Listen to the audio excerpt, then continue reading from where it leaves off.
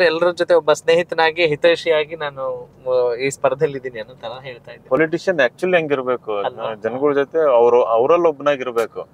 ನಾನು ಅವ್ರ ಲೀಡರ್ ಅಂತ ಅನ್ಕೊಳಕ್ ಹೋಗ್ಬಾರ್ದು. ನಿನ್ನೆನೋ ಒಬ್ಬ ರಾತ್ರಿ ಹೇಳ್ತಾ ಇದ್ದಾರ, ಅಣ್ಣ ನೀವ್ ನನ್ ಲೀಡರ್ ಅಂತ.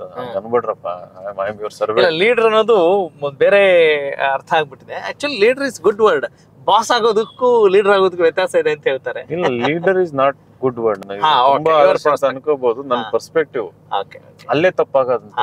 ಅವಾಗ ನಾನ್ ಸ್ವಲ್ಪ ಬೆಟರ್ ದೆನ್ ಅದರ್ಸ್ ಮೇಲೆ ಅನ್ನೋ ಒಂದು ಫೀಲಿಂಗ್ ಬರ್ಸ್ಬಿಡ್ತದೆ ಅದು ಒಬ್ಬ ವ್ಯಕ್ತಿನಲ್ಲಿ.